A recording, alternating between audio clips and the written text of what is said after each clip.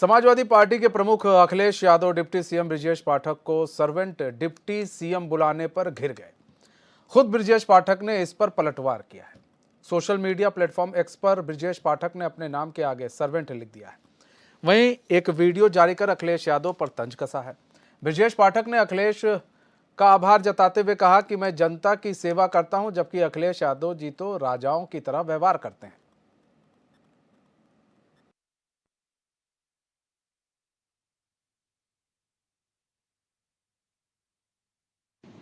Samajwadi party को अराजकता गुंडई पसंद है। आज समाजवादी पार्टी के राष्ट्रीय अध्यक्ष के आचरण से सिद्ध हो गया है।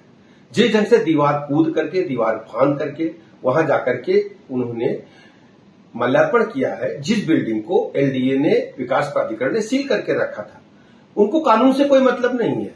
कानून के आसपास भी गुजरना नहीं चाहते। हमेशा कानून तोड़ करके अराजकता फैलाना समाजवादी पार्टी का पुराना सगल रहा है। अगर इसी ढंग से अच्छा कूदना समाजवादी पार्टी के राष्ट्रीय अध्यक्ष महोदय जानते हैं तो उनको एशियन गेम्स में जाकर के भारत के लिए कुछ और मेडल लाने पर काम करना चाहिए था। तो आप देख सकते हैं एक्स के सोशल अकाउंट पर सर्वेंट ब्रजेश पाठक लिखा हुआ है और ये जो है तंज के तौर पर अखिलेश यादव के लिए लिखा गया है। और अखिलेश यादव को ब्रजेश पाठक ने कहा है, भाई आप तो राजा हैं, हम लोग तो नौकर हैं, हम लोग तो जनता के नौकर हैं और इसी तरह से हम सेवा करते रहेंगे।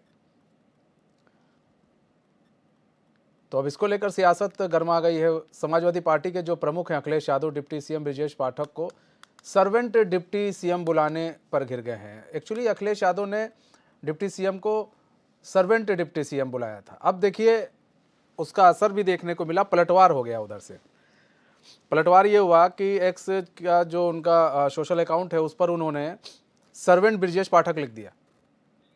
अश्वनी शाही हमारे साथ जुड़ चुके हैं, बीजेपी के प्रवक्ता हैं। अश्वनी शाही जी, स्वागत है चैन में आपका।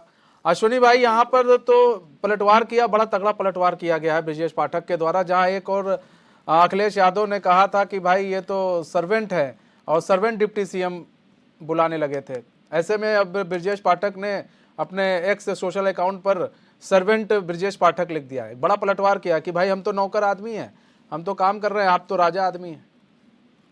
देखिए, इतनी क्षुद्र मानसिकता किसी भी एक पूर्व सीएम की आज तक नहीं रही है। और उस क्षुद्र सीएम की जो इतने बड़े राजनेता का पुत्र हो, उसके अलावा और कोई क्वालिटी भी नहीं है उनके अंदर। अराजकता आपने देखा ही था जेपी सेंटर में कैसे फैला रहे थे। अगर माननीय उप मुख्यमंत्री जी ने ये कहा कि हम जनता के नौकर हैं, तो वो सर्वेंट सीएम कहने की, उनको डिप्टी सीएम कहने की आवश्यकता क्या थी? सर्वेंट का मतलब उनको जानते जनता, अगर वो ये जानना वो जनता के नौकर नहीं है अखिलेश जी, वो तो उनको पता है, तभी जनता ने उनको दूर कर रखा है। भाई हम तो जनता के नौकर है, भारतीय जनता पार्टी का हर कार्यकर्ता जनता का नौकर है जो जनसेवक है। जनता ही हमारी माई बाप है, जनता ही हमारी मालिक है, जनता ही हमारी सब कुछ है। क्योंकि हर 5 साल बाद जब चुनाव आता है तो वही तय करती है कि हमको क्या करना है, क्या नहीं करना है। बिल्कुल। और 37 साल का रिकॉर्ड उत्तर प्रदेश में तोड़ने का काम उसी जनता के द्वारा हुआ है और इन आतताइयों को बाहर रखने का काम भी उसी जनता ने किया है।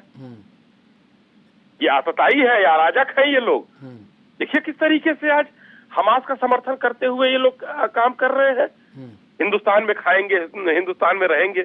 अभी कोई पूछ दे कि मुलायम सिंह यादव जी कौन के पिताजी के क्या थे, कौन से राजे के रजवाड़ा थे, जो हजारों जो है करोड़ रुपए के महल में रहते हैं आप, और यहाँ से लेके वहां तक कहां से आ गया? अखिलेश यादव जी की कितनी तनख्वाह है?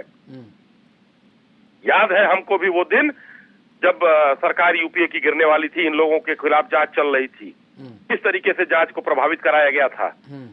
माननीय जोशी साहब जो है उस समय लोक लेखा समिति के थे, किस तरीके से जांच को प्रभावित कराया गया था सरकार बचाने के नाम पर यूपीए के। समाजवादियों ने ब्लैकमेल किया था। तो इनको अगर जनता का ये बार बार सर्वेंट कहे या कुछ भी कहे, हमको तो खुशी है कि हम जनता के सेवक हैं, जनता के नौकर हैं। ये राजा है, ये राजा थे और राजा रहे, इसी में इनको खुशी है। ठीक, अश्वनी भाई बने रहिए। अशोक यादव जुड़ चुके हैं, सपा के प्रवक्ता हैं। अशोक यादव जी, स्वागत है चैन में आपका। अशोक भाई, जहां एक तरफ भाई अखिलेश यादव कह रहे थे कि सर्वेंट हैं डिप्टी सीएम, इस तरह के शब्दों से उन्होंने नवाजा था, अब उन्होंने तो डिप्टी सीएम ने लिख भी दिया एक्स के सोशल प्लेटफॉर्म पर, सर्वेंट ब्रिजेश पाठक, एक बड़ा पलटवार किया। किस तरह से देख रहे हैं सर? वो तो कह रहे हैं कि हम सर्वेंट हैं, हाँ हम नौकर हैं, और अखिलेश यादव राजा है। देखिए, ऐसा है कि उन्होंने जो राष्ट्रीय अध्यक्ष हमारे अखिलेश यादव जी ने एक तंज कसा था जी कि सर्वेंट डिप्टी सीएम है। तो servant deputy CM in the sense कि आपके पास कोई अधिकार नहीं है।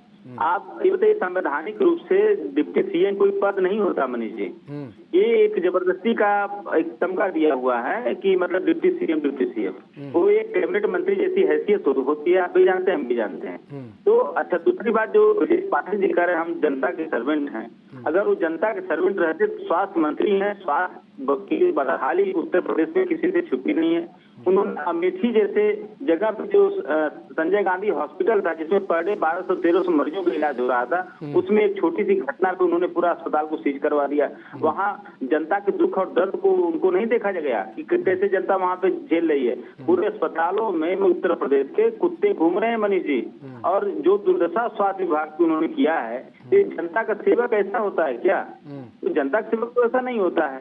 तो अगर वो सर्वेंट जनता का बात तो ऐसा करके दिखाएं, वो कहीं न कहीं अपने आचरण से, अपने मतलब अपने जो उनको जो पद मिला हुआ, जो उनके अधिकार, उन अधिकारों को इस्तेमाल करके दिखाएं कि हाँ हम वास्तव में जनता के सेवक हैं। खाली बोलने से जनता के सेवक कैसे हो जाता है कोई? वो तो सभी लोग बोलते हैं हम जनता के सेवक हैं, कोई भी नेता अपने आप को जनता का मालिक नहीं बताता, सभी लोग जनता के सेवक ही बताते हैं। ये शब्द आप देखिए, ये ठीक है, बात अलग है, लेकिन अब इस चीज को आपको लगता है पूर्व मुख्यमंत्री को ये कहना चाहिए कि एक डिप्टी सीएम को इस तरह के शब्दों का यूज सही था? मनीष भाई, उन्होंने एक तंज कसा था, वो उसको तो तंज कसा था, उन्होंने उसको सीरियसली लेकर उन्होंने कह दिया। अब ऐसे में तो आप ब्रिजेश पाठक अक्सर देखा जाता है स्वास्थ्य महकमे में, ठीक है बहुत सारी कमियां हैं, ठीक है, लेकिन वो हमेशा हम लोग ने देखा है कि वो जाते हैं और दौरे करते रहते हैं स्वास्थ्य महकमों का। देखिए, दौरा करना, फोटो खिंचाना अलग बात है, जमीन पे धरातल पे काम करना दूसरी बात है।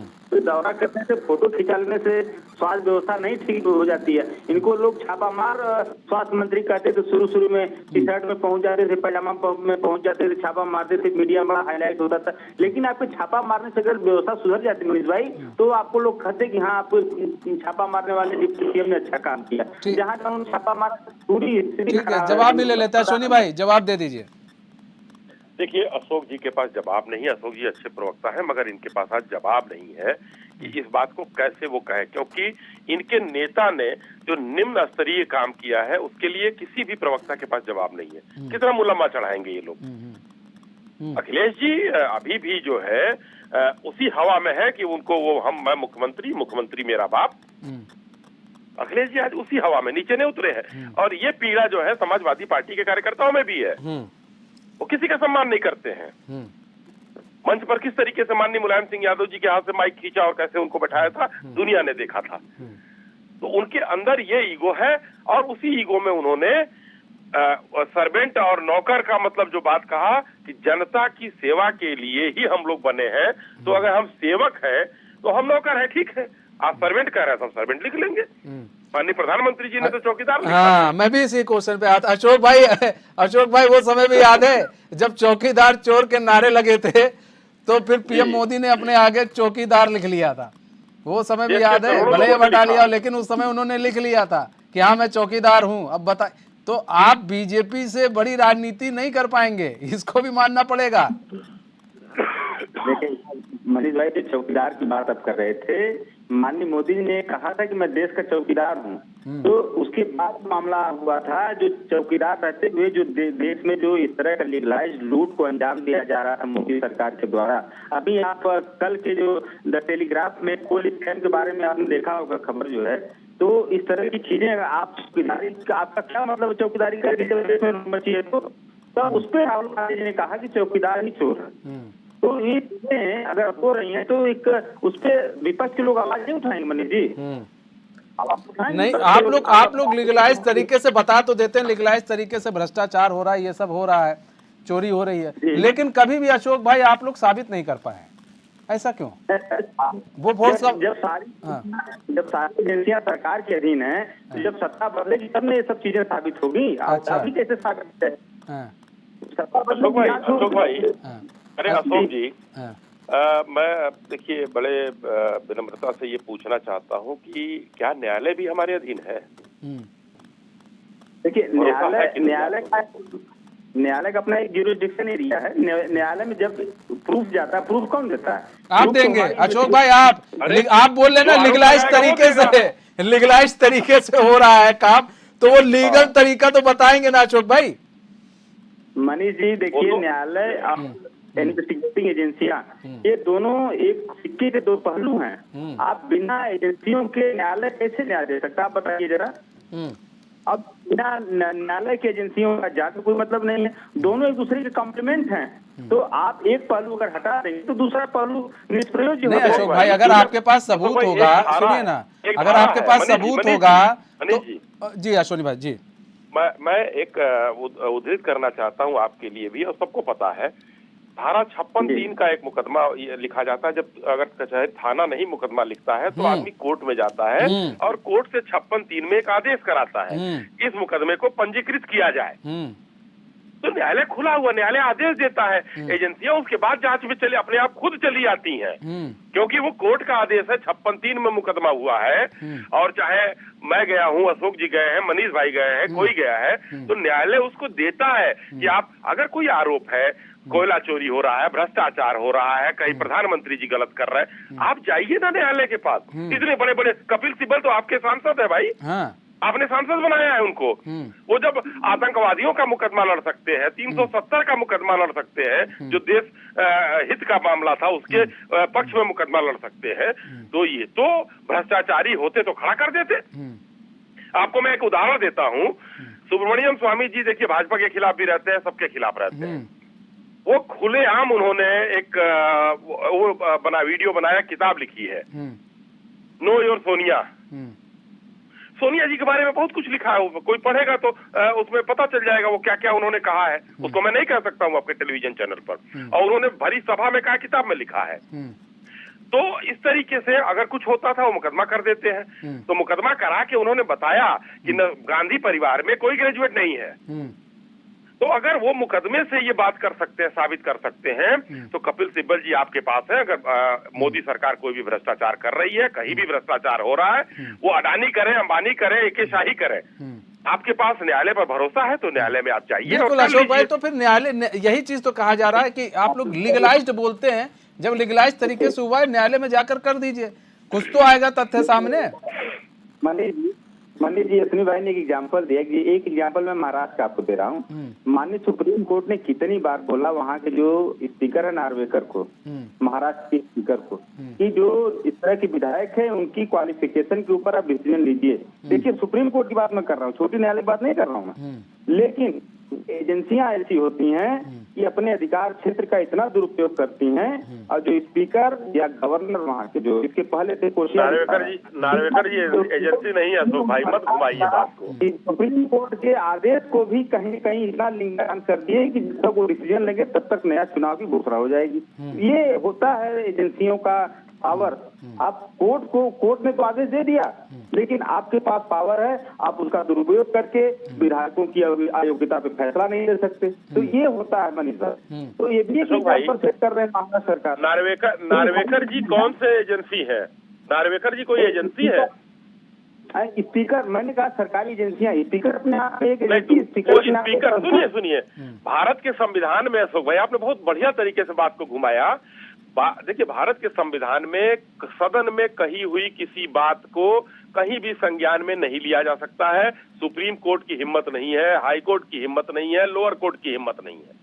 संवैधानिक व्यवस्था है अपनी। और उसी का एक मैं उदाहरण देकर आपको बताता हूँ। सीता सोरेन का नाम सुना है आपने? सीता सोरेन हेमंत सोरेन की भाभी है, और उन्होंने हेमंत सोरेन से उनका 36 का आंकड़ा है, दुर्गा सोरेन उनके बेटे थे शिबू सोरेन जी के। शिबू सोरेन जी का भी एक केस आपने देखा होगा, वो अदालत तक नहीं जा पाया, जबकि नोट लहराए गए थे लोकसभा में। पहला। दूसरा, सीता सोरेन ने एक जगह पैसे लिए थे, उन्होंने भी, वो अभी मुकदमा चल रहा है, वो कोर्ट के बाहर, मतलब वो सदन के बाहर लिया था। तो सीता सोरेन ने प्ली डाला कि शिबू सोरेन जब पैसा ले सकते हैं और लहरा सकते हैं उसमें घूस कांड में नरसिम्हा राव जी की सरकार बचाने के लिए, तो हमारा भी वही होना चाहिए। तो शिबू सोरेन जी के ऊपर मुकदमा नहीं चला, लेकिन सीता सोरेन के ऊपर मुकदमा चल रहा है। सदन के अंदर कोई भी चीज होता है तो कोई भी यहाँ पर संवैधानिक चीजें जो है न्यायालय नहीं कर सकता है, और आपने नार्वेकर जी पर घुमा दिया। ठीक है अश्वनी भाई, अशोक यादव जी, जी। सर समय कम है, बहुत बहुत धन्यवाद आप दोनों ही मेहमानों का हमारे साथ जुड़ने के लिए और अपना बहुमूल्य समय हमें देने के लिए।